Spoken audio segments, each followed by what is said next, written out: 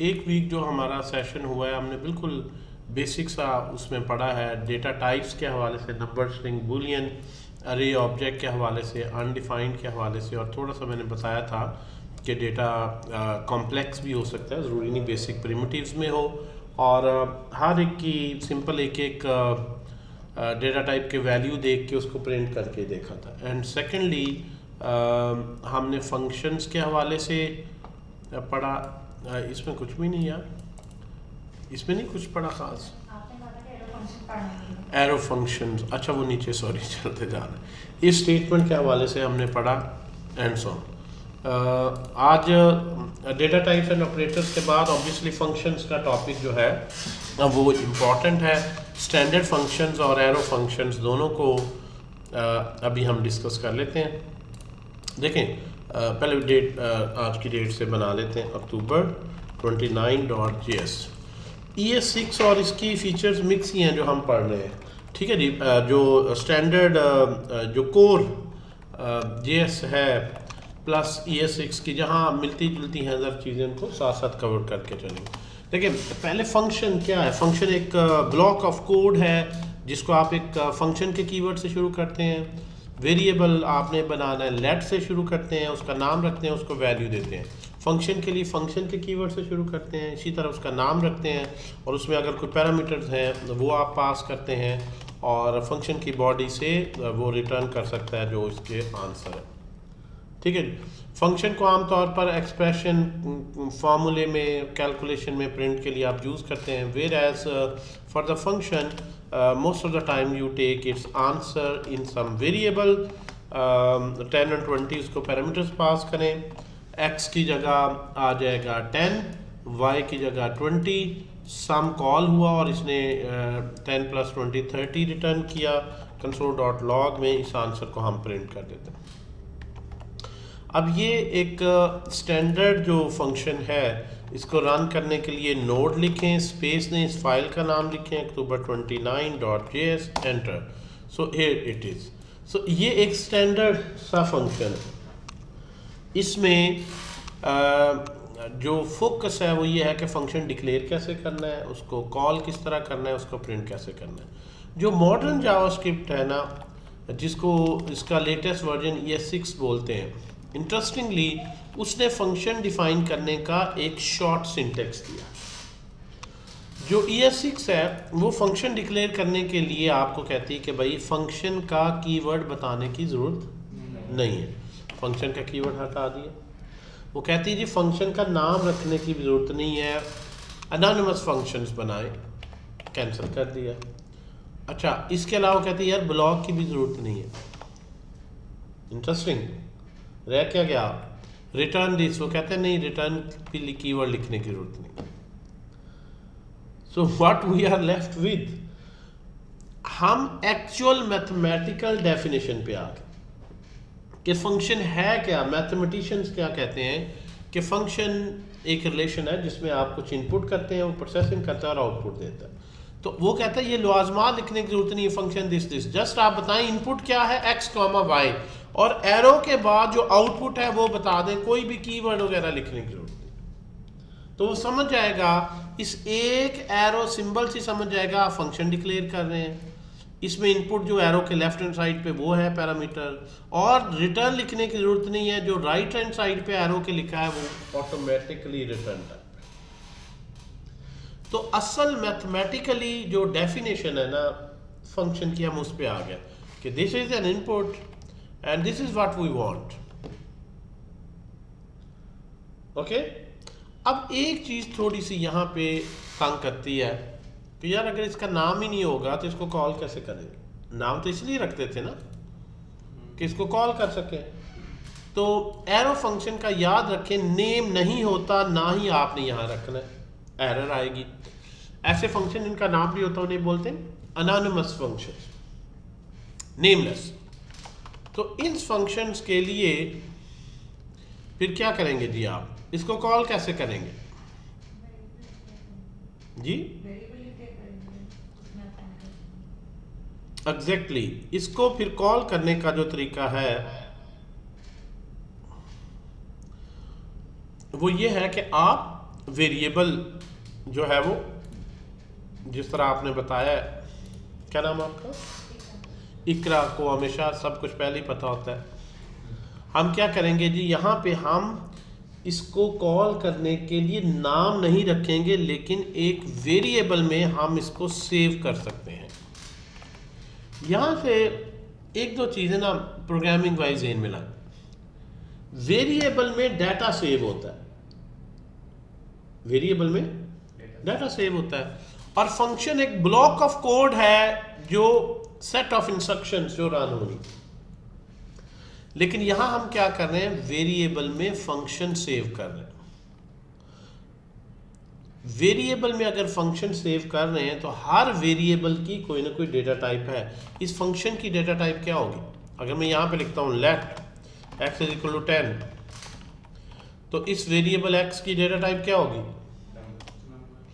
मैं यहां से देख सकता हूं टाइप ऑफ x करके, राइट। तो पहले ये देखते हैं कि ये टाइप ऑफ सम, फर्क ये है, यहां सम वेरिएबल नेम था, यहां सम फंक्शन नेम था, यहां वेरिएबल नेम। तो यहां देखते हैं इसकी टाइप क्या आती है, क्या आएगी वैसे, फंक्शन। तो पहली तो बात ये याद रखें, फंक्शन आ गई ना। दोबारा से यहां पे पहले देखें, यहां हमने देखा था कुछ डेटा टाइप्स हैं, number, string, Boolean, collection types हैं, अरे है। फंक्शन भी एक डेटा टाइप है। अब जो मॉडर्न जावास्क्रिप्ट है वो क्या कहती है, फंक्शन भी एक डेटा टाइप है, डेटा टाइप। तो किसी भी वेरिएबल में जहां आप नंबर सेव कर सकते हैं, आप फंक्शन भी सेव कर सकते हैं, ठीक है। और आप जब इसकी डेटा टाइप चेक करेंगे तो बताएगा फंक्शन है। अच्छा, इससे फायदा क्या हुआ हमें, एक फंक्शन को वेरिएबल में रखने का फायदा क्या है, why we should be doing this. इसकी बजाय कि हम यहाँ पे सीधा सीधा उसका नाम रखें और उसको कॉल करें। What is advantage of having और storing a function in a variable. यहाँ से एक बहुत वसी एप्लीकेशंस नई ओपन होती हैं, उनको हम बोलते हैं फंक्शनल प्रोग्रामिंग।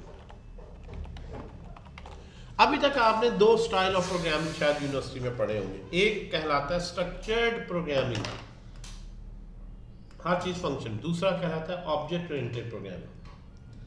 अब ये है फंक्शनल ओरिएंटेड प्रोग्रामिंग की इब्तदा, और सही मानों में ये जो दौर है ये फंक्शनल ओरिएंटेड प्रोग्रामिंग का अरूज है।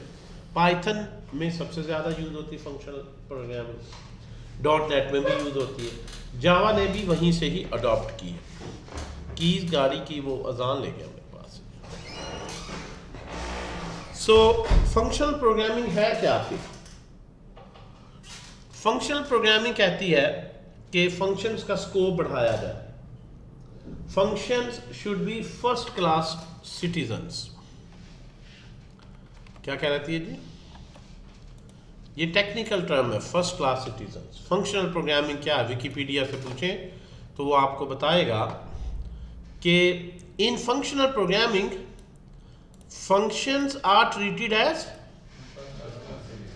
और भाई पहले आप थर्ड क्लास सिटीजन है, क्या है फर्स्ट क्लास सिटीजन? क्या होता है? मीनिंग एक ऐसा आजाद शहरी जिस पे कोई पाबंदी नहीं है, जहां चाहे आ जा सकता है। वो कहते हैं ये फंक्शनल प्रोग्रामिंग आप पाबंदी क्यों लगाते हैं? आप क्यों कहते हैं कि एक फंक्शन को जब पैरामीटर पास करने हैं वो वैल्यूज होती हैं कोई, ऐसी है ना? तो आप ऐसे फंक्शन क्यों नहीं बनाते जिसमें फंक्शन को फंक्शन एज पैरामीटर पास कर किए जा सके? अब जरूरी नहीं फंक्शन से कोई वैल्यू ही रिटर्न हो सकता है आपने एक फंक्शन कॉल किया और वो फंक्शन रिटर्न कर दे।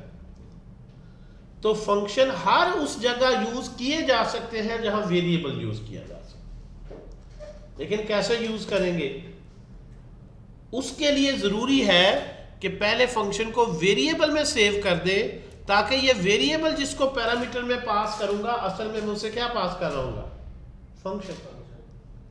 अगर ये मैंने फंक्शन वेरिएबल में सेव कर लिया और ये वेरिएबल रिटर्न करवाऊंगा किसी से, तो असल में मैं क्या रिटर्न करवा रहा हूं, फंक्शन। तो पहली बात तो ये देखें कि फंक्शनल प्रोग्रामिंग में फंक्शंस का scope limited set of instructions की हद तक नहीं होता। It is treated as first class citizen. A function can appear anywhere. अब आप ऐसे आगे फंक्शंस भी बनाएंगे कि आपने एक फंक्शन बनाया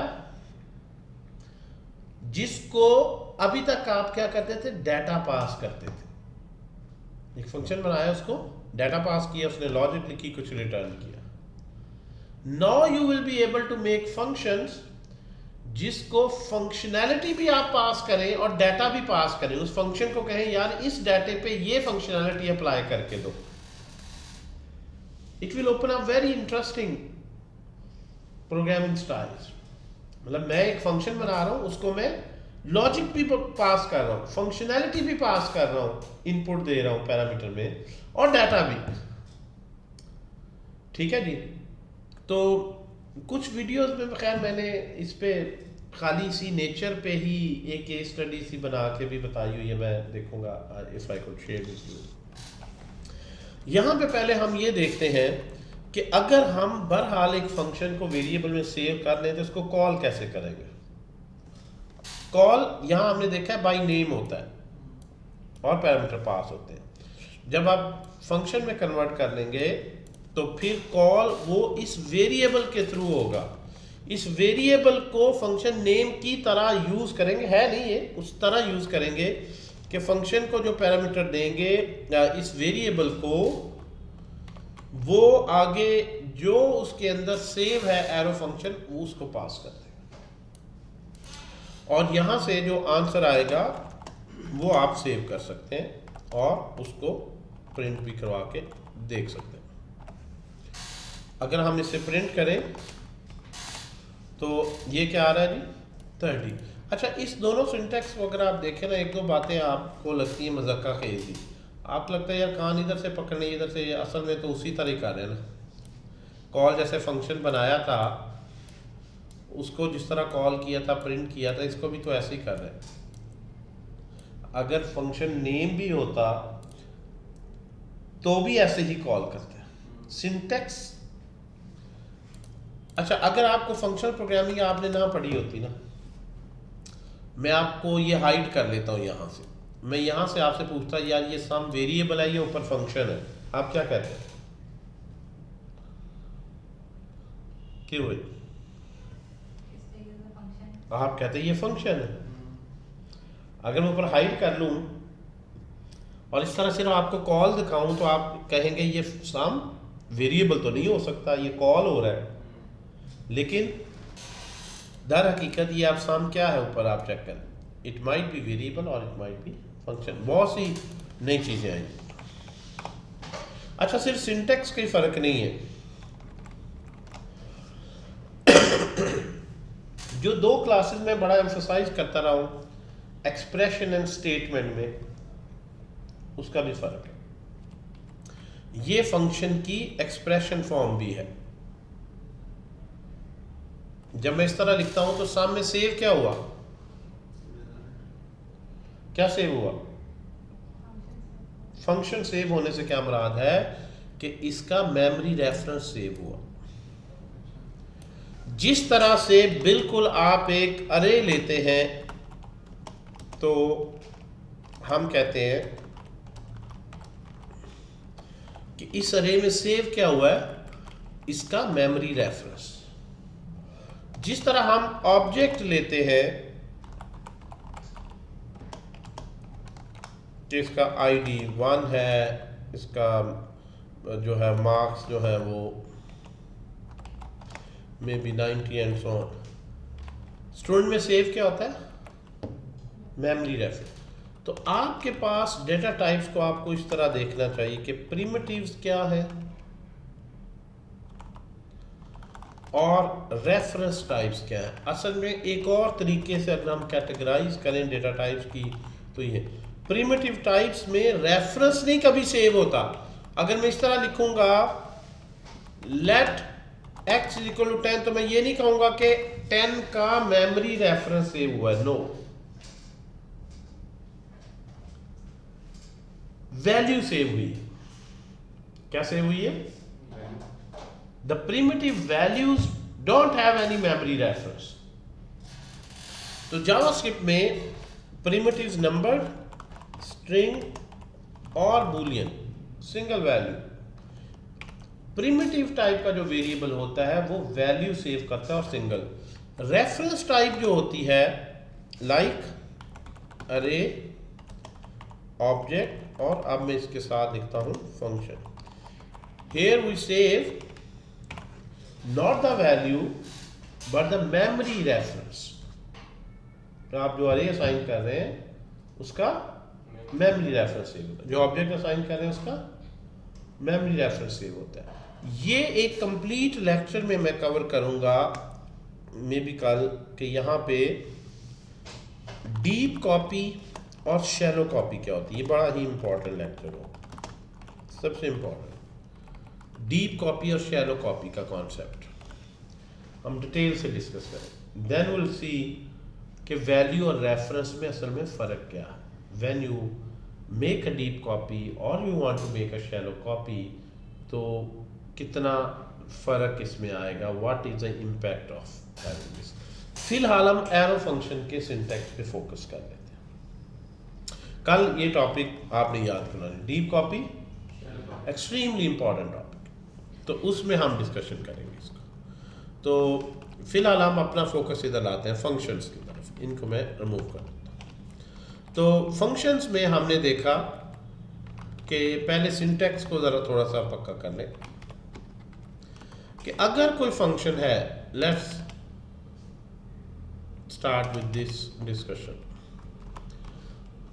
आप लेट आए, थोड़ा सा मैंने पहले बता दिया था। ये स्टैंडर्ड तरीका है फंक्शन बनाने का। फंक्शन का कीवर्ड लिखें, स्पेस फंक्शन का नाम लिखें, पैरामीटर्स दें और जो रिटर्न करें। अब मॉडर्न जो जावास्क्रिप्ट है उसमें फंक्शन बनाने का तरीका मैंने क्या बताया, जिसको एरो फंक्शन कहते हैं, कि उसमें फंक्शन का कीवर्ड लिखने की जरूरत नहीं है, इवन उसका नाम भी नहीं रखा जाता और उसका ब्लॉक भी नहीं बनाया जाता, इंटरेस्टिंग, और उसमें जो रिटर्न कर रहे हैं उससे पहले रिटर्न का कीवर्ड भी नहीं लिखा जाता। आप कहेंगे रह क्या गया, सिर्फ इनपुट आउटपुट, और they are connected with this symbol arrow. Arrow उसे बता रहा है कि ये फंक्शन है, वेरिएबल नहीं है। एरो की राइट साइड उसे बता रही कि ये रिटर्न हो रहा है, ब्लॉक नहीं बनाया हमने, रिटर्न का कीवर्ड नहीं लिखा। और लेफ्ट हैंड साइड अगर तो आपके पास इस तरह का फंक्शन है, अब इसकी 6-7 तरीके हैं डिफरेंट लिखने के एरो फंक्शन। मैंने कहा था मैं 6-7 तरीकों से आपको बताऊंगा एरो फंक्शंस कैसे लिखते हैं। तो पहला तो ये तरीका होगा सिंपल से, अगर आपके पास कोई ऐसा फंक्शन है, ये इक्विवेलेंट बनाते जाते हैं ज़रा, कि इस फंक्शन का इक्विवेलेंट एरो फंक्शन ये नीचे आ गया, यानी ये टेक्निकली ये दोनों सेम है। ये लिख लें इस तरह लेंथी डिटेल में, या इस तरह लिख लें शॉर्टकट में, दे आर सेम। ठीक है जी। Sometime you have a function that doesn't take 2 parameters. ये हमने एक सिंटैक्स की वेरिएशन देख ली। Sometime you have a function that take only 1 argument, maybe increment, कि जो भी वैल्यू आ रही है उसमें 10 इंक्रीमेंट कर रहा है। तो इसको लिखने के लिए नाम तो आपने रखना नहीं, फंक्शन का कीवर्ड भी नहीं लिखना, और ये ब्लॉक और ये भी नहीं, सिर्फ आपने बताना है इस सारे में कि इनपुट क्या है और आउटपुट क्या है। Input output relationship.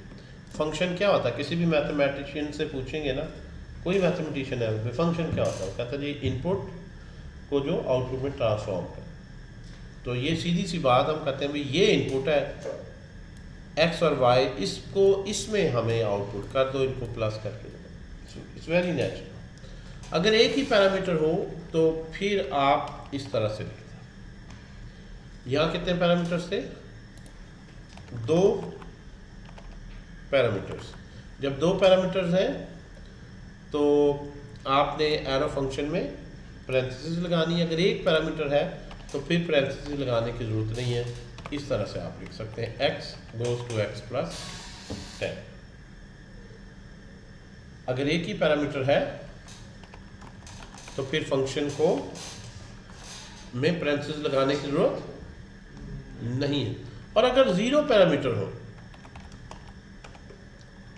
जिस तरह से वॉइड टाइप का फंक्शन होता है, ठीक है, मैंने एक फंक्शन बनाया जो हेलो में भी एक मैसेज प्रिंट कर रहा है,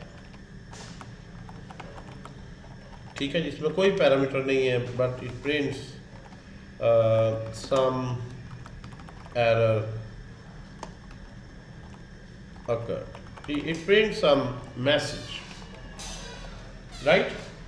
अब इसका इक्विवेलेंट एरो फंक्शन क्या होगा, लेफ्ट हैंड साइड पे पैरेंथेसिस आएंगी और वो एम्प्टी होंगी। अब आप पैरेंथेसिस स्किप नहीं कर सकते, एक पैरामीटर है तो स्किप कर सकते हैं, एक से ज़्यादा है तो फिर भी लगाएंगे, एक से कम है तो फिर भी ये नहीं कर सकते आप खाली छोड़ दें, ये पैरेंथेसिस लगाएंगे और राइट हैंड साइड पे जो है वो आप लिखेंगे ये।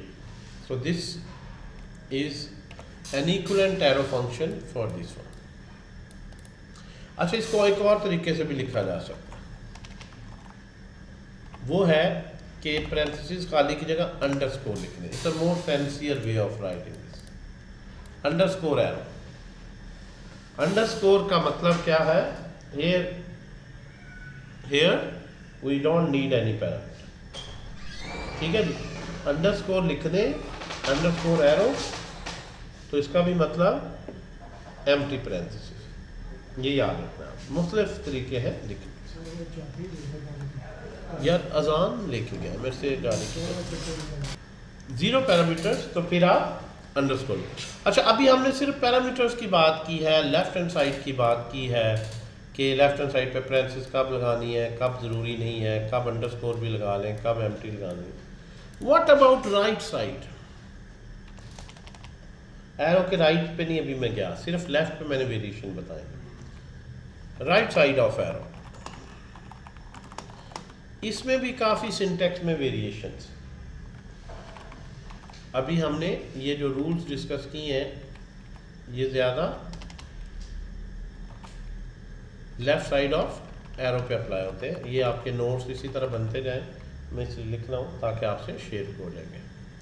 अच्छा, left hand side, right hand side, some time you have a function like this, some, जिस तरह इसी को देख लें आप, यही फंक्शन, या मे बी नया बना लेते हैं। रिजल्ट का कोई फंक्शन है that take marks and based on the marks, if marks are greater than or equal to 50, it will return this string pass return, okay। इधर अंदर प्रिंट भी कर सकते हैं console.log, लेकिन मैं रिटर्न करवा रहा हूँ, otherwise return this string fail. अब इस तरह का जो एरो फंक्शन है जिसमें ये जो शॉर्टकट था ना कि एरो के राइट हैंड साइड पे लिख दें, आप रिटर्न ना लिखें, ब्लॉक ना बनाएं, ये ट्रिक, ये शॉर्टकट तभी चलता है जब single liner function, when you have only एक ही स्टेटमेंट, लाइन नहीं कहना चाहिए, एक ही स्टेटमेंट, एक instruction. If you have multiple instructions, तो इसको अगर एरो फंक्शन में कन्वर्ट करना है तो फंक्शन का कीवर्ड और नाम तो नहीं आएगा, तो you can just put arrow over here, nothing else. इससे ज़्यादा आप सिंप्लीफिकेशन नहीं कर सकते। यानी पैरामीटर्स, और वो भी एक ही है तो पैरेंथेसिस की ज़रूरत नहीं है, और you cannot skip this block, you cannot remove this return keyword। अगर एक है तो वो कहता है वो अंडरस्टूड है, वही रिटर्न हो रहा है, फिर रिटर्न लिखने की जरूरत नहीं है और ब्लॉक बनाने की जरूरत। अगर एक है तो फिर उसके लिए सिर्फ शॉर्टकट।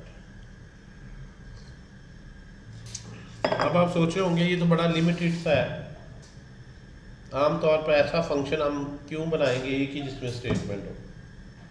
क्या ख्याल है? ऐसे फजूल ख्यालात आपके दिमाग में अगर आ रहे हैं तो पहली तो बात यह है कि you will see a lot of application of this functions, जिसमें वेरिएबल में इसको सेव करने से, फंक्शनल प्रोग्रामिंग की अप्रोच यूज़ करने से क्या एडवांटेज होंगे, इसकी एप्लीकेशन आप बहुत ज़्यादा रिएक्ट में देखें।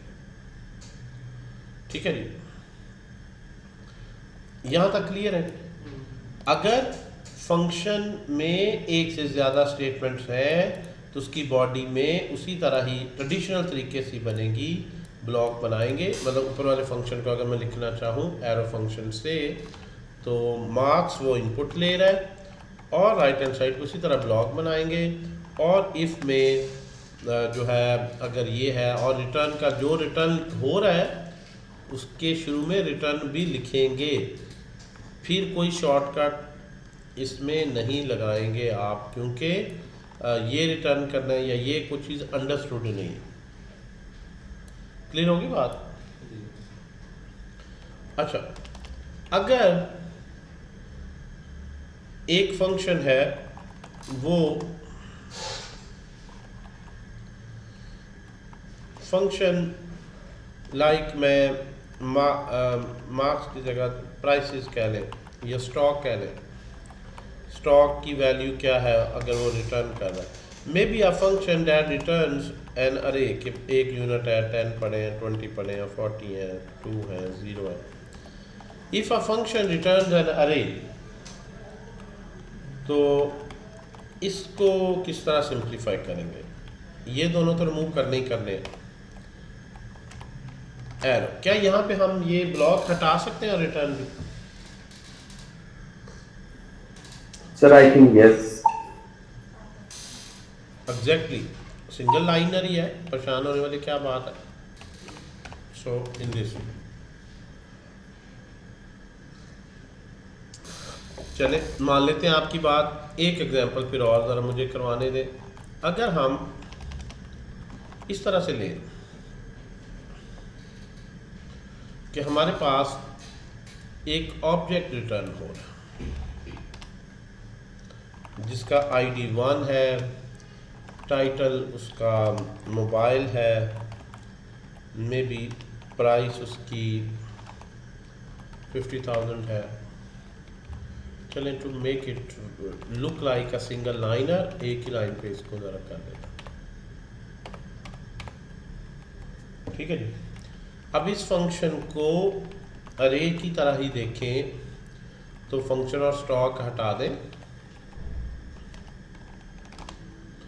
तो अब आप करली ब्रेसेस रिमूव करेंगे अगर, तो वो एरर देगा। Now he is giving an error,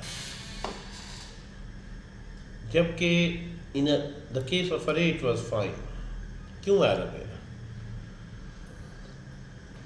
sir वो वहां पे तो पहले ही दूसरी ब्रैकेट्स लगी हुई थी, वो अंडरस्टूड बात है, वो एक सिंगल एरे है। एग्जैक्टली, शाबाश। देखें, एरो के बाद हमने ये देखा है कि एरो के बाद दो ऑप्शंस हैं, या तो आप डायरेक्ट एक्सप्रेशन लिख दें सिंगल लाइनर है तो, और अगर मल्टीपल लाइंस हैं तो आप एरो के बाद फौरन करली ब्रेसेस लगाकर क्या बनाएं? ब्लॉक। अब ये जो एरो के बाद करली ब्रेसेस हैं, क्या ये ब्लॉक के लिए हैं या ऑब्जेक्ट के लिए? वो यहां से कंफ्यूज हो, समझ, वो इसको ब्लॉक ही समझेगा कि जो भी करली ब्रेसेस आ रही हैं एरो के बाद, इसका मतलब वो क्या है? ब्लॉक है। तो वो उसको इस तरह ले रहा है कि ये कोई फंक्शन का ब्लॉक है, तो कहाँ रिटर्न है और ये कैसे ओपन सिंटैक्स लिख रहे हैं।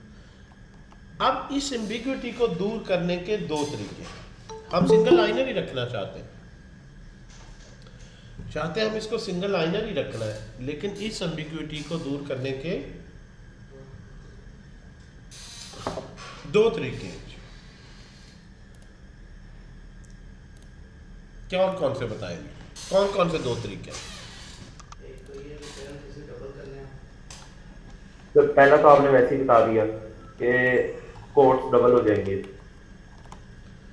पहला है कि इसके अराउंड एक हाँ और जी। करली ब्रेसेस लगा दें, लेकिन the problem will not be solve. Problem one second. Exactly, उसकी रीजन क्या है मेन कि हमने पढ़ा है कि अगर आप करली ब्रेसेस लगाते हैं तो रिटर्न लिखना फिर जरूरी, तो फिर खाली करली ब्रेसेस नहीं, रिटर्न भी कि जब आप ब्लॉक बना देते हैं, जब सिंगल लाइनर लिखते हैं तो अंडरस्टूड है जो एरो की राइट साइड पे है वो क्या हो रहा है, रिटर्न। और जब आप ब्लॉक बनाते हैं तो फिर अंडरस्टूड नहीं है, फिर आपको एक्सप्लिसिटली रिटर्न लिखना पड़ेगा। तो ये याद रखें कि इस एरो को भी हम ऐसे लिख सकते थे कि सिर्फ मैं लेफ्ट हैंड साइड ही सिंप्लीफाई करता। अगर मैं यहाँ पे एरो लगा दूंगा तो अब इसमें रिटर्न क्या हो रहा है, क्या रिटर्न हो रहा है, अनडिफाइंड, कुछ रिटर्न नहीं हो रहा, वॉइड। अब वही रिटर्न होगा जिसके साथ आप रिटर्न का एक्सप्लिसिटली कीवर्ड लिखेंगे। When you have curly block, then you have to tell what to return. There might be more than one returns, conditional return, return this or this. तो इसलिए जब यहाँ पे ब्लॉक शुरू कर दिया तो फिर चाहे वो एक ही वैल्यू है, जिस तरह यहाँ पे चाहे वो एक ही वैल्यू है, you have to explicitly write this keyword return. Got the point? इसको रहने देते हैं, आपके सामने ये रहे, दिस इज कॉजिंग एरर। अच्छा, दूसरा एक बड़ा इंटरेस्टिंग इसका शॉर्टकट है इस एरर को रिमूव करने का, वो ये है कि आप इस सारे जो एक्सप्रेशन है इसको पैरेंथेसाइज कर दें, फिर भी ठीक है। क्यों ठीक है भला इसे?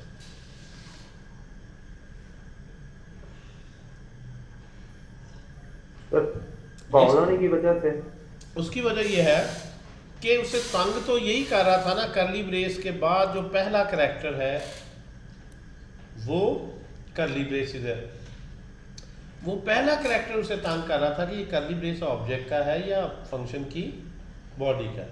तो पैरेंथेसिस किसी भी एक्सप्रेशन में लिख सकते हैं आप, मतलब आप देखें ना, आप लिखते हैं 5 + 6, ये लिखते हैं, कुछ भी लिखते हैं आप, पैरेंथेसिस तो आप हमेशा ही डाल सकते हैं ना, आप यहाँ पे पैरेंथेसिस डाल देता है, मेक एनी डिफरेंस एक्सप्रेशन। तो ये पैरेंथेसाइज कर देने से फर्स्ट कैरेक्टर एम्बिग्विटी रिजॉल्व होगी। कई करली ब्रेसेस है तो ये ब्लॉक नहीं हो सकता, तो इसके अंदर फिर वैल्यू ही है।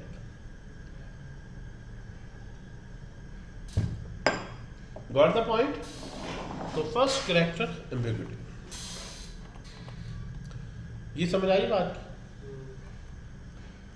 जिस तरह ये है, आप ऐसे भी लिख दें, ये नहीं 7 के अराउंड डाल दें, 8 के अराउंड डाल दें, पैरेंथेसिस तो बेचारी बेज़रर सी हैं जहाँ मर्जी डाल दें,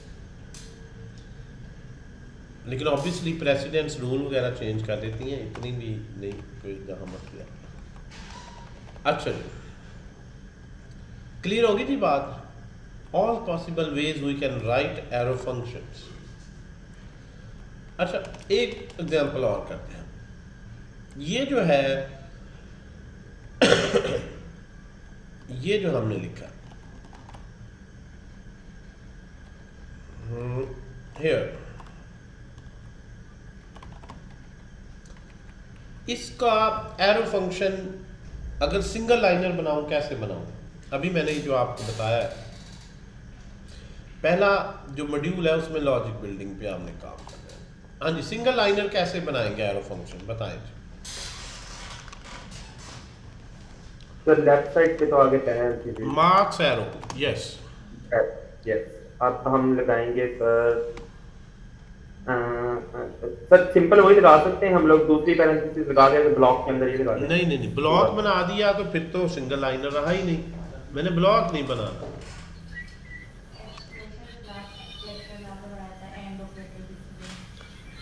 टर्नरी सीधा सीधा नहीं नजर आ रहा इस फाइल से, ठीक है, टर्नरी ऑपरेटर यूज कर सकते हैं।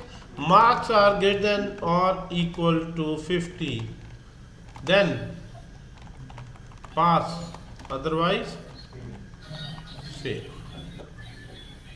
ये सिंगल लाइनर बन गया। क्या ख्याल है? शॉर्ट एंड कॉम्पैक्ट कोड लिखना आपने सीखना है। अच्छा, अगर मैं, एक तो ये बात हो भाई, ये सारा एक ही ऑपरेटर है ना, it's just one instruction, one operator. अच्छा, अगर मैं देखूं इसको, मैं दूसरा क्या तरीका हो सकता है? अगर मैं इसको, अच्छा अगर ये मैं खत्म कर दूं ब्लॉक, यहां कर सकता हूं कि नहीं? अगर इसके अंदर मैं इस तरह से लिख दूं कंसोल डॉट लॉग, एल्स में console dot log, if I right in this way, आप मुझे बताएं जी,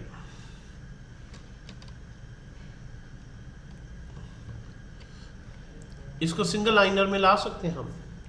अगर मैं ये सारी एक ही स्टेटमेंट नहीं कि दो स्टेटमेंट्स, एक ही फैक्टर्स है कि ओवरऑल एक ही कहलाती है, एक ही, तो टेक्निकली ये एक ही स्टेटमेंट है भाई। इसीलिए मैं कह रहा लाइनों का मकसद नहीं है। अब वो क्या कह रहा है? कह रहा है जी ये क्या है, if curly braces expected because you are going on a multiple lines। Statement तो हालांकि एक ही, चलें उसकी ख्वाहिश पूरी करते हैं, और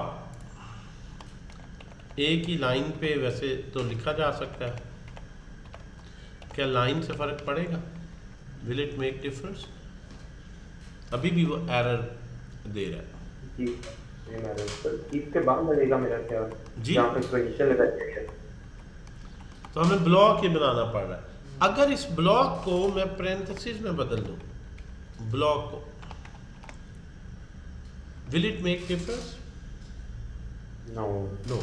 तो स्टेटमेंट, जो इस स्टेटमेंट है ना, वो यहाँ पे जो हम टर्मिनेट कर देते हैं, आई थिंक इसको करली ब्रेसेस से, तो आल्दो ये एक स्टेटमेंट के तौर पर है, मतलब हम कहते हैं ये एक इफ स्टेटमेंट लिखी, लेकिन इसका you can say it's a multi part statement, if part, else part वगैरह।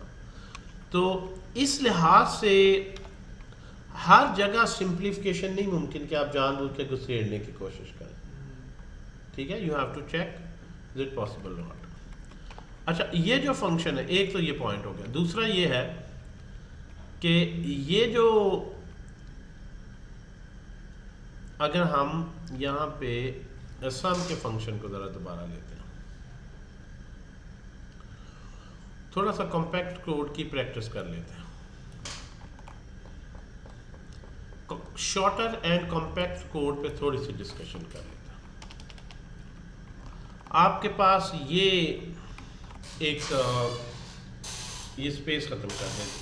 कितनी लाइनें हैं जी? ये 1 2 3 4 5। इसको क्या हम सिंगल लाइन पे कर सकते हैं? सारे को एक ही लाइन पे फंक्शन भी डिफाइन करें, उसको कॉल भी करें, उसका आंसर भी लें, उसको आंसर को प्रिंट भी कर दें। Can we reduce? थोड़ा सा दिमाग को मैं चाहूँ आप इस्तेमाल। आखिरी दो लाइनें तो हम इकट्ठी कर सकते हैं ना, कि नहीं कर सकते जी? एक लाइन, एक स्टेटमेंट, इन दोनों को तो कर सकते हैं ना। आप आंसर, आपने टेम्परेरी वेरिएबल ही लिया हुआ ना, आंसर को ख़त्म कर दें और come over here, yes right. अभी आप रन करेंगे तो उसी तरह 30 है। इन दोनों को एक करने के लिए देखें, जब आप एरो फंक्शन लिखते हैं तो उसकी ब्यूटी देखें क्या है। When you write let sum is equal to x comma y, यहाँ से x प्लस वाई, और उसके बाद यू कॉल दिस, तो यहाँ से ये एक शॉर्टर कोड तो बनता नज़र आ रहा है। ये 2 लाइनों पे आ गए, एक लाइन पे इसको किया जा सकता है।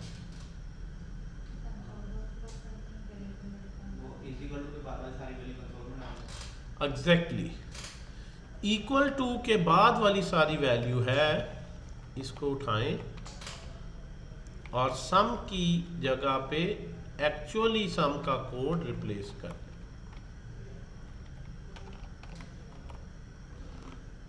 This one will it work?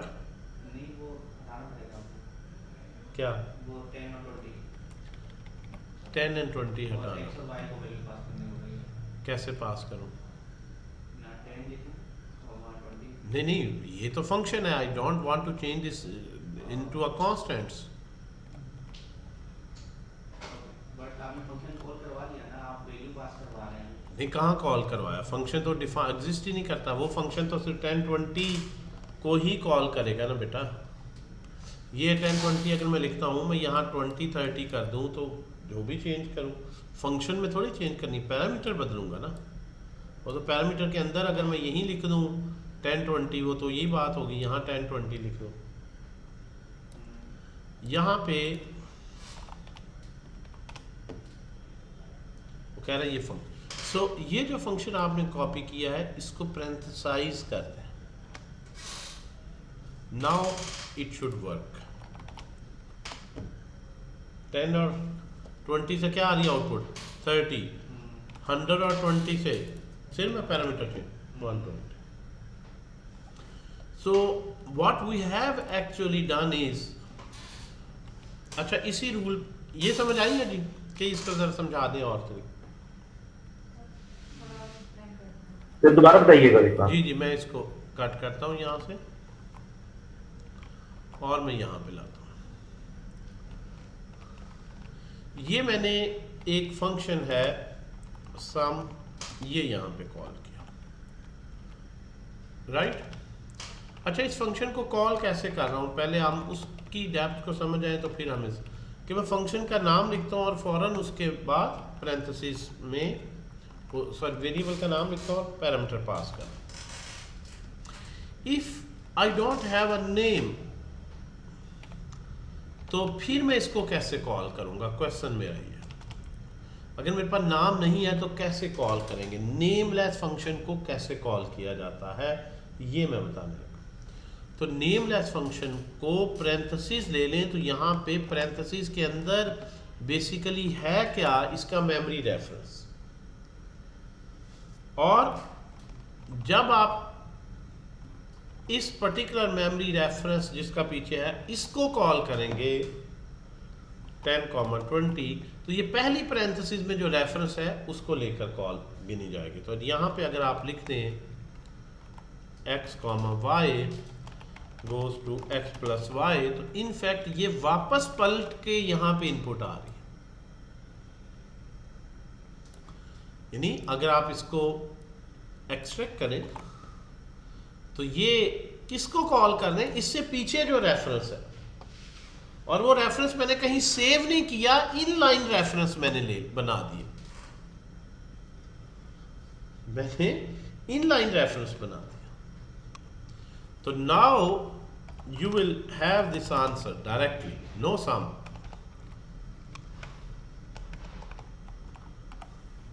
और यहां पे अगर आप इसको प्रिंट करें तो ये आ रहा है 40।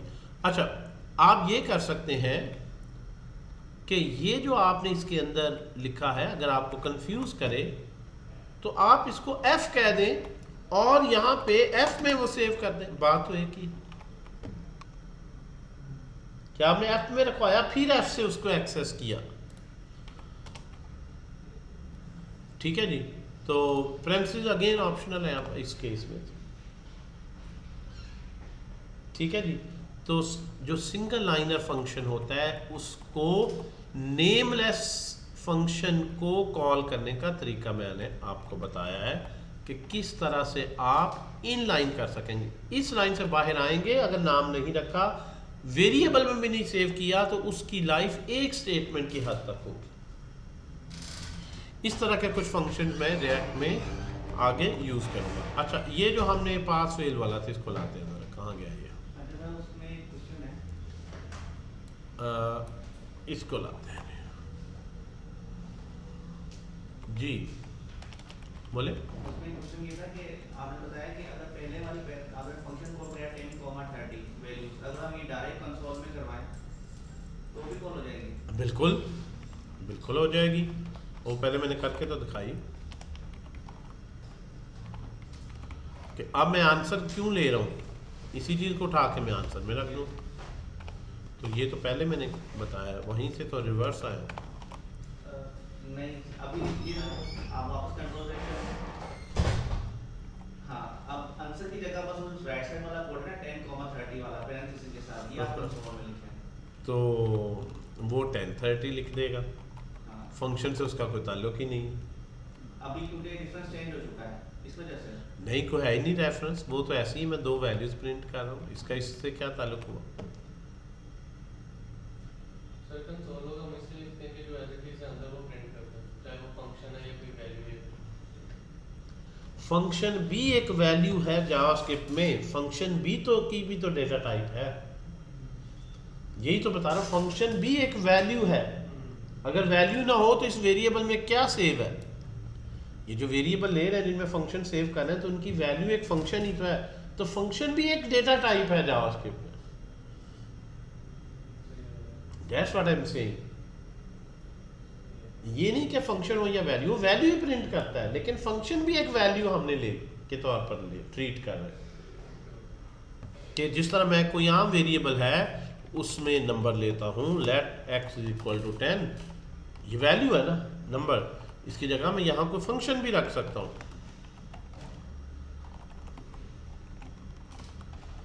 मैंने इसमें क्या सेव कर लिया x में, ये फंक्शन। अब जब मैं x को कॉल करूंगा तो बेसिकली वो फंक्शन कॉल है। तो फंक्शन में क्या सेव है?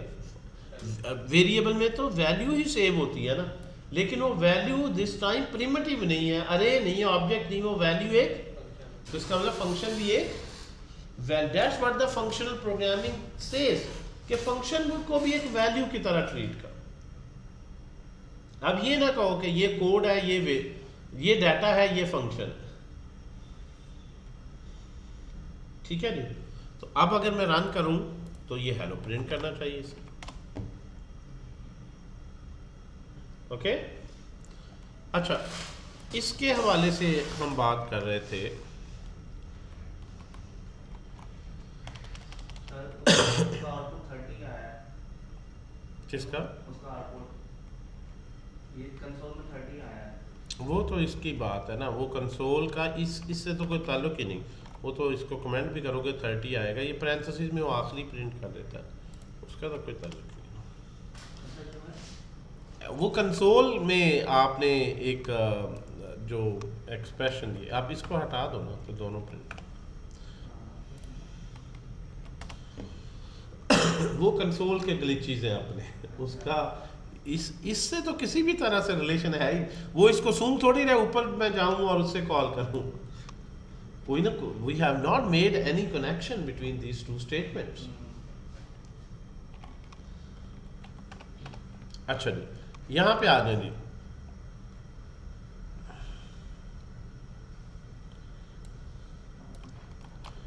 इस फंक्शन को मैंने लिखा console.log में, मैंने कहा 90, तो क्या प्रिंट होगा? Pass, sorry, result of 90, right, result of 9, result for this marks 90, pass. 0 से क्या फर्क पड़ता है, 0 वापस ले लें इससे। फिर ज़ीरो सही जगह पे लगे तो बहुत फ़र्क पड़ता है, वैसे तो ज़ीरो की कोई अहमियत नहीं होती। ठीक है जी। इन दो लाइनों को अगर हम सिंगल लाइनर करना चाहें, बताएं कैसे करें। इस सारे को सिंगल लाइनर करना चाहें, शाबाश।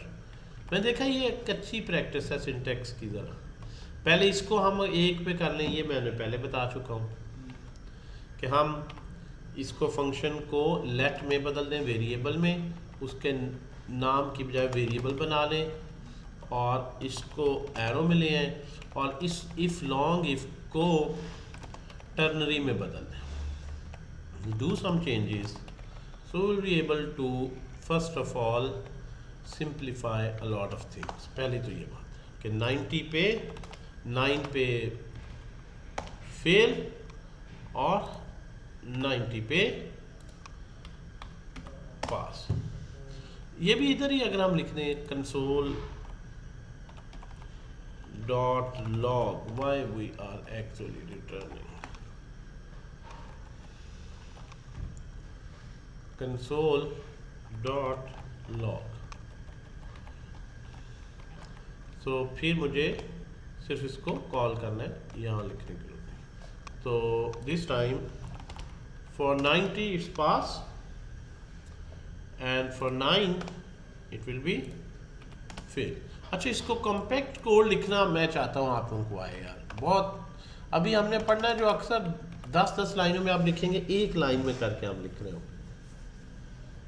एक्सक्यूज मी सर जी चलिए, जो दो लेवल एज कंसोल्स लिखनी है तो फिर वो जो पहले हमने एक कंसोल नहीं, लिखी वो है ठीक उसको है, वो आपकी बात ठीक है। बहरहाल इस केस में मैं शायद इसको सिंगल लाइनर बनाना चाह रहा हूँ, दैट्स व्हाई डिलिबरेटली मैंने चेंज किया। तो वो भी सिंगल लाइनर ही है फिर। नहीं वो ठीक है, इसको एक स्टेटमेंट में करके कैसे लिखेंगे? कॉल भी आपका एक ही लाइन में करवाना चाह रहे हैं, वो उसी तरह नहीं होगा। यदि बार के पास पैरेंथेसिस लगा के लाइन लिखते हैं। एग्जैक्टली। अब आपने जिस तरह पढ़ा है कि ये सारा ख़त्म करें, मैं इसको ले लेता हूँ, एक कॉपी इसकी ले लेता हूँ, ये भी नोट्स में आ जाए ताकि आप प्रैक्टिस करें। तो जी इस सारे को मैं ख़त्म करता हूँ। Now I have a function, ये पैरेंथेसिस की भी जरूरत नहीं, एक एक बिट में सेव कर रहा हूँ।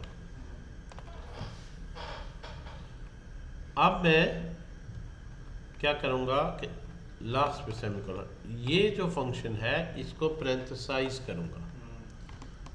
इस ब्लॉक के अंदर मेरे पास एक फंक्शन है, उस फंक्शन का नाम नहीं है, मैं उसको 9 पास कर रहा हूँ।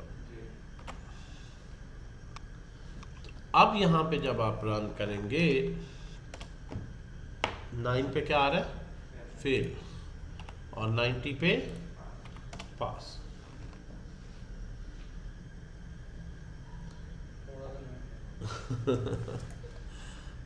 सो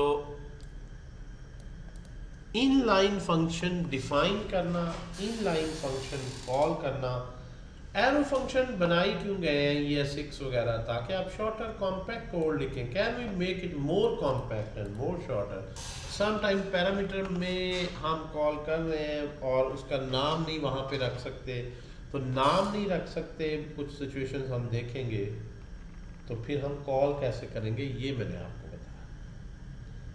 इनलाइन कॉल जहाँ डिफाइन करते हैं, डिफाइन करते ही कॉल करते हैं। इन many situations you will see in React I will be using this pattern। तो एक बात है, मतलब फंक्शन मुझे समझ नहीं आ रही कि हमने डिफाइन ही क्यों किया जब हमने इनलाइन कॉल करना है, रीयूज हो नहीं रहा। रीयूज फंक्शंस को अभी तक आपने, ये बात आपकी ठीक है कि a piece of code that you will reuse, लेकिन some time you write the logic but one time आपने उसको कॉल करना होता है। यू राइट अ लॉजिक, वो सर वो इशू तो नहीं है वो पीटीसीएल वालों का? नहीं अभी तो स्मूथ जो ऑनलाइन है जी, स्मूथ आ रही वीडियो साउंड वगैरह, कोई इशू तो नहीं आया? न्यू कनेक्शन एक लगवाया, वो आएगा नो ओके है सर। नहीं वो कह रहे हैं ठीक है, अभी क्लास चल रही है, डिस्कनेक्ट भी नहीं हुआ और स्मूथ है सारा। हाँ वो उन्होंने जो चेंज किया ठीक है। अच्छा सर जी जी अभी तक हमने जो देखा कि जब हम सिंगल लाइनर कोड बना रहे हैं तो ये सिर्फ सिर्फ दो कंडीशंस पे चल रहा है अभी तक। जैसे अगर ये पास और फेल ही लगा दें, इफ एल्स की जो कंडीशन है, जी जी, तो क्या अगर हम यहाँ पे third condition single liner code पे लगा सके बिल्कुल या ठीक, मल्टीपल बिल्कुल कंडीशन रहती ठीक, हैं? बिल्कुल ठीक है। जो जितना भी आप लेंथी लिखेंगे ना, इट विल वर्क। लाइक कोई एग्जांपल ले लें, चलें अभी इसको इस कॉन्टेक्स्ट में ले लें।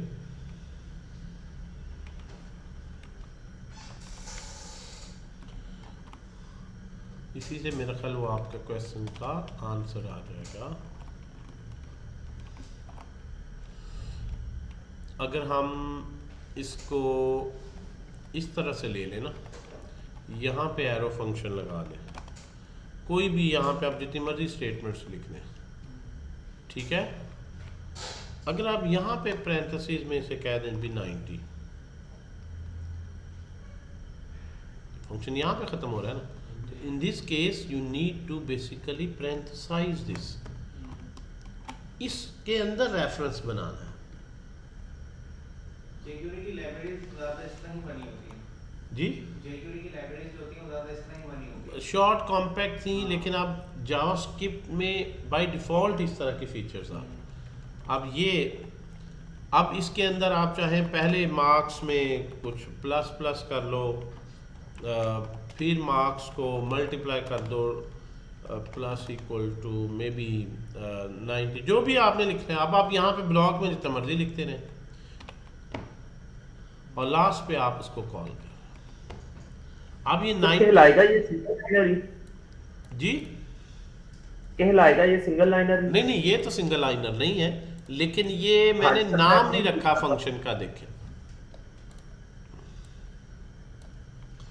अगर मैं नाम नहीं है तो कुछ आउटपुट तो उसकी आ जाए, तो इसको console.log भी फिर इसके अंदर ही करवा लेते हैं।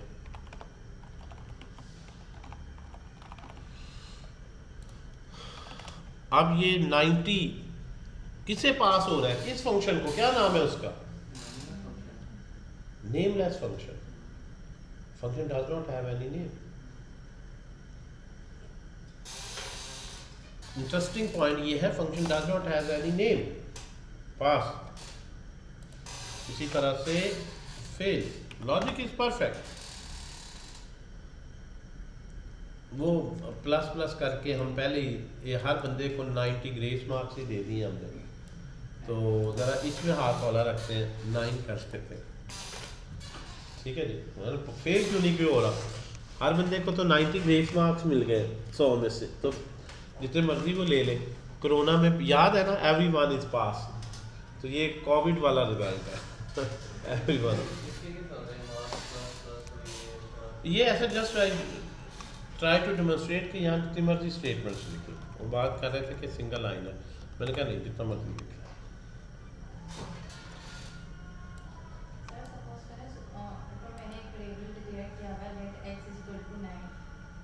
इन दिस ब्लॉक स्कोप है, यस। और मैं 9 की जगह x पास कर रही हूँ और मैं चाहती हूँ कि फंक्शन x की वैल्यू को कन्वर्ट कर दे 10 में, और जो x की वैल्यू को अपडेटेड ये रिमूव कर लें या और फंक्शन बना लें, या इसी में चाह रहे हैं? अच्छा एक मिनट ज़रा, ओके।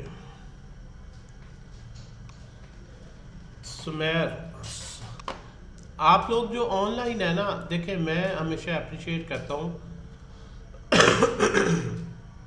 कि आप माइक ओपन करें और क्वेश्चन पूछा करें, ऐसे फील किया करें जैसे फिजिकल क्लास का पार्ट है। तो माइक शाइक जो ऑनलाइन क्लास ले ऑन होना चाहिए, कोई हैंड रेज करने की ज़रूरत नहीं है, कोई ओरिएंटेशन नहीं है, थोड़ा सा ग्रुप है हमारा, तो फ्रीली पूछें, जो क्वेश्चंस हैं जो डिस्कशन में है उस तरह पार्टिसिपेट किया करें, इस तरह लर्निंग ज़्यादा होगी आप लोगों की, ठीक है? बिल्कुल ठीक है। तो अच्छा, यहाँ से आगे चलते हैं, और अब इनका फ़ायदा नुकसान क्या है, इनकी बहुत सी एप्लीकेशन, क्योंकि बाज़ का माइक तो बेटा ये जो है ये बटन बना है, ऑफ हो गया ऑन हो गया, ये जो है इसको ही बस प्रेस करना है आपने। इससे वीडियो का है, इससे माइक का है।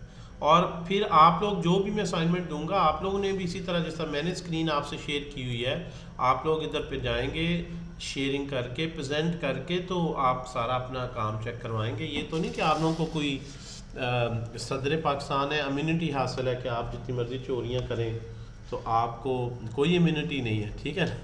आप लोग उसी तरह से ही सारा जो है वो काम शाम करेंगे। नहीं सर, लॉन्ग मार्च पे नहीं गए आप? सर हमारे पूरे पाकिस्तान चोर है। बिल्कुल सही है। जी, हम जो डिस्कस कर रहे हैं वो ये है, आगे जो बड़े ही इम्पोर्टेंट फंक्शन है जिस तरह मैप, फिल्टर। सर जी बेटा। मेरा सवाल था, हम फंक्शन को दो तरीके से पैरामीटर्स पास करते हैं। अच्छा हाँ, यहाँ पे आपने कुछ पूछना चाह रहे थे, मैं इसको ले लेता हूँ। जी बेटा। पासिंग बाय वैल्यू करते हैं, पासिंग बाय रेफरेंस करते हैं। अब सपोज करें मैं जहाँ पे आपने 9 लिखा हुआ है वहाँ पे मैं x की वैल्यू को पास करती हूँ, और जो आपने पहले सेंटेंस देखा था कि मार्क्स में प्लस प्लस करके फिर +9 किया था, अब मैं चाहती हूँ कि जो मैंने उसमें प्लस किया है वो एक्चुअल वैल्यू हो जाए, मतलब वैल्यू आपकी ओवरराइड हो जाए, न्यू वैल्यू असाइन हो जाए। देखें ये जो लेक्चर है ना ये वैसे सेपरेट रखा हुआ है, pass by value and pass by reference वाला। मैंने अभी केयरफुली कोई भी रेफरेंस टाइप पे ऑपरेशन नहीं किया, ठीक है जी। तो वो इसको हम नेक्स्ट में इंशाल्लाह कर लें, क्योंकि रेफरेंस टाइप्स में बड़ी डेप्थ है, ठीक है ना। उसको डिटेल से हम देखेंगे दैट, और उसमें ट्रेडिशनल जितना लोग समझते हैं उससे ज़्यादा उसको समझने की ज़रूरत है। ये भी इन अ सेंस उसी से ही इंस्पायर्ड लेक्चर है कि reference type and value type, और यहाँ पे आप देखेंगे इंशाल्लाह काफ़ी जो है चीज़ें नई जो आपको सीखने को मिलेंगी। अच्छा, मैप फिल्टर पे ज़रा देख लेते हैं। अब ये एरो फंक्शंस का ये जिस तरह फॉर ईच है, मैप है, फिल्टर है, रिड्यूस है एंड सो ऑन, ठीक है जी। रिड्यूस का फंक्शन है, फाइंड है, फाइंड इंडेक्स है, ये जो फंक्शंस हैं सारे ये अब as a parameter arrow function लेते हैं और अरे पे अप्लाई होते हैं। अगर आपके पास एक अरे है 10, 20, 30, 40, 50 इन एलिमेंट्स की, और फॉर ईच में हमने देखा था, अब ज़रा बेहतर आप समझ सकते हैं। फॉर ईच हर एक फॉर ईच का पैरामीटर क्या है? फॉर ईच एक ऐसा फंक्शन है जो लूप लगाता है और वो कहता है एरो फंक्शन दो मुझे इनपुट, कि आप x बताओ और एरो इस x के साथ क्या करना है। मे बी इसको मैंने सिर्फ प्रिंट करना है कंसोल डॉट एक्स। तो टेक्निकली ये एक ऐसा फंक्शन है जिसको फंक्शन ही एज अ पैरामीटर में दे रहा हूँ, और वो फंक्शन इसकी बजाय कि मैं अलग बनाऊं, यहाँ पे लिखूं लेट एफ, आप कह रहे हैं नेमलेस फंक्शन के, और फिर यहाँ पे एफ पास करूँ, ऐसे भी कर सकते हैं। बट अननेसेसरी इतने वेरिएबल बनाने की आपको जरूरत नहीं। You can make it in line कि आप जो है वो यहाँ पे, और ये हमने पहले रटवाने की कोशिश की थी कि समझो लूप ऐसे लगती है कि हर x यहाँ पे रखा जाएगा और ये आउटपुट आएगा। But now you should understand this takes an arrow function, और ये फंक्शन जितने एलिमेंट्स हैं उतनी दफ़ा कॉल करता है, और वन बाई वन हर एलिमेंट इसको as a parameter left hand side पे पास करता है। अब इसका इस फंक्शन का नाम क्या है? Doesn't make any difference. क्या हमने इस फंक्शन को यूज करना है? तो अननेसेसरी वेरिएबल इतने क्रिएट करने की जरूरत नहीं। सो अगर आप इसको रन करें तो ये नीचे कोई शायद वैल्यू रह गई है, इसी में आएगा। अरे के साथ जो है वो कॉल नहीं होगा, तो अरे डॉट फॉर ईच, तो ये वैल्यूज आ गई। अब इसमें आप कहें जी ये जो फंक्शन है, इवन अब आपको पता चल गया ये एरो फंक्शन ही है, तो नाउ यू शुड अंडरस्टैंड कि मैं ऐसे भी लिख सकता हूँ कि मैं ये एफ कर दूँ और फिर एफ ये फंक्शन दे दूँ।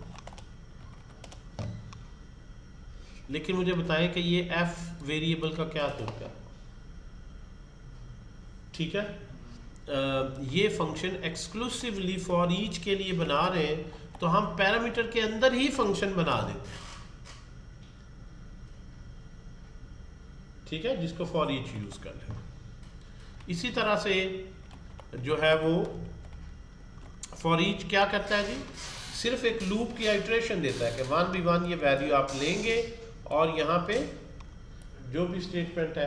और अगर आपने ज़्यादा कुछ स्टेटमेंट्स लिखनी है, अब एरो फंक्शन आप जानते हैं, तो फिर यहाँ पे आप ब्लॉक बनाएंगे कि हर x जो है उसमें भी x को मल्टीप्लाई कर लो या उसमें 10 ऐड करो और फिर प्रिंट करो,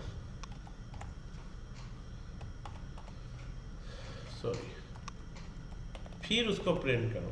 अब आपको पता होना चाहिए फॉर ईच की किस तरह से सारी वेरिएशंस है कि अगर मल्टीपल स्टेटमेंट्स है तो ब्लॉक बनाना है, ठीक है ना। तो अब हर एक में 10 पहले ऐड होगा फिर प्रिंट होगा कि 10 की जगह 20 बन गया, 20 की जगह 30 एंड सो। ये फॉर ईच जो है ये अरे का फंक्शन है ना, ग्लोबल फंक्शन अरे के साथ, अरे का बिल्ट इन फंक्शन है जो कहता है मुझे पैरामीटर में एरो दो। आप अरे लिखेंगे जिस तरह अरे डॉट लेंथ है उसकी प्रॉपर्टी है, इस तरह ये आप कॉन्कैटिनेट करना, अरे में फिल करना, फाइंड करना, फ्लैट करना, फॉर ईच करना, ये सारे फंक्शन अरेज के। और ये फंक्शन फंक्शनल प्रोग्रामिंग स्टाइल पर लिखे गए कि जो फंक्शन एरो फंक्शन इनपुट लेते हैं। और इसी तरह ऑब्जेक्ट्स के भी होंगे, ऑब्जेक्ट और एग्जैक्टली सारी याद है तो उसमें क्या जी याद आपने कर ली है। ये देखो एक तो याद हो गया ना, है कौन से, बहुत थोड़े ही हैं। अगर तुम 3, 4, 5 साल इस फील्ड में काम कर रहे हो, ये गिने चुने फंक्शन तो तुम्हें कभी देखने की जरूरत नहीं पड़नी थे थोड़े से, but yes you have to, otherwise ये पॉपअप में आ जाते हैं, हेल्प में आ जाते हैं, थोड़ा सा हेल्प पढ़नी आपको आ जाती है, नहीं भी होगा तो आपको पता है ये डॉट करके मैं देखूं और यहाँ से you can if you understand what this language is, ये इसकी एक्सप्लेनेशन है, तो वो इसलिए हर चीज़ हेल्प सामने आ रही है, ठीक है जी। फिर कुछ हैं जो रेयर ज़रा यूज़ होते हैं, कुछ हैं जो बड़े कॉमनली यूज़ होते तो हैं, ऐसा कि फंक्शन रेंज में ना हो तो ये इस तरह डॉट करें तो आपको आ जाएगा। इनमें ना हो तो वो कुछ हाँ, इनमें से अगर नहीं है तो फिर आपका कस्टम आप के बिल्कुल जो है, और वहीं पे इसी के ही असल में आपको पैसे पे किए जाते हैं। अगर हर चीज़ इसी में है तो फिर तो जो है वो आप बड़ा जूनियर बंदा भी ढूंढ सकते हैं कि यार फंक्शन सारे मौजूद हैं, तुम्हें खुद कस्टम कोडिंग कोई नहीं करनी। तो असल में तो आपकी लॉजिक है ही ये, यहाँ पे वो हैं जो कॉमनली यूज्ड होते हैं।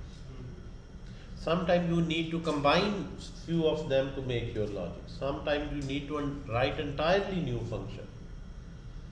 Sometimes इन्हीं में के combine करके not 1, 2 और 3 की इसकी आउटपुट ली, इसमें इनपुट ली एंड सो इस तरह से लिखा। तो अपने फंक्शन लिखने को कहते हैं कस्टम फंक्शन, ठीक है जी। ये समझ आई है जी। ये इस तरह से फॉर ईच में जिस तरह हमने लास्ट टाइम लिखा था, सो ब्लॉक कब बनाना है, ब्लॉक कब नहीं बनाना, अब ये चीज़ें यहाँ पे क्लियर होनी चाहिए। फॉर ईच अरे के हर एलिमेंट पे ये फंक्शन एग्जीक्यूट करता है और रिटर्न क्या करता है, आपको रिटर्न क्या करता है बताएं। अगर मैं कंट्रोल डॉट लॉग में इस आंसर को लिखूं, रिटर्न क्या करेगा? हाँ